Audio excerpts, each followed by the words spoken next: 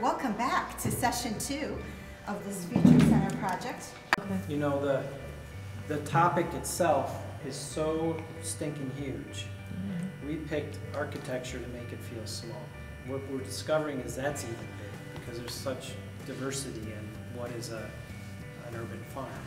The idea is that when you do, let's say, an experience map or a value chain map, you identify all the stakeholders. And this really is about people. I think you mentioned the connections with people. There's so much agriculture happening around here, and we're not taking advantage of it. We're trying to make something completely new. So if we could take what's already happening here and utilize that to our benefit.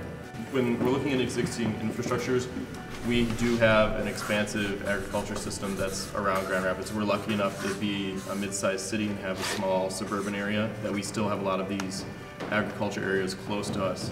And so when we're looking at facilities, we need to consider, are we looking at the future, an urban center being like, let's say Grand Rapids is the urban center of West Michigan.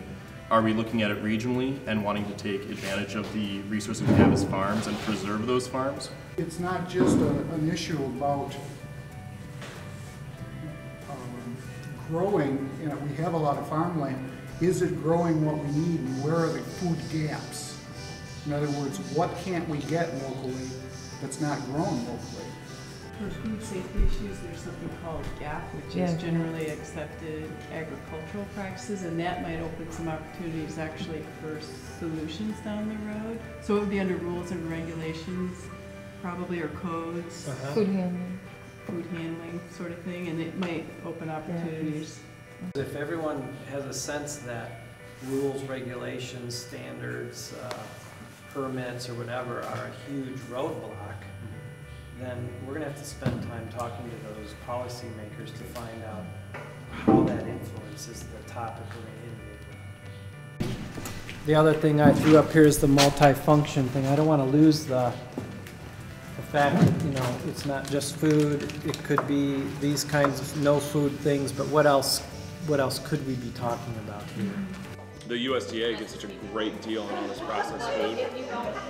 How are the schools going to implement fresh foods? And then they take one school at a time, and the kids actually start to like vegetables because the teachers were like, they taught them about these, they taught them where they came, they sampled them, and they're like, oh, this isn't that bad. We also talked about reusing rainwater and the sort of design and facilities aspects of that.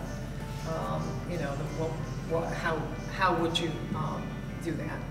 Setting up buildings that would have the capacity to grow algae, to then use that to allow the city to profit from a new revenue stream of biofuel.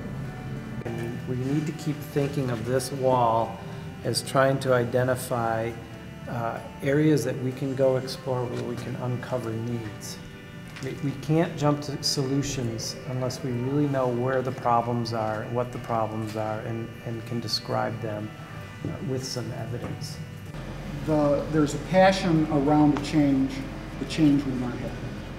So as we develop as a project team, what we're looking for is that passion around this subject, around what we're doing, to bring more people in, to really shape the future of the West Michigan region through our passion for urban farming. I would recommend everyone at least look at trendwatching.com just because this site is trying to communicate a trend that's in a packaged way that's useful to business. So you can kind of get a sense of the storytelling that we're going to get to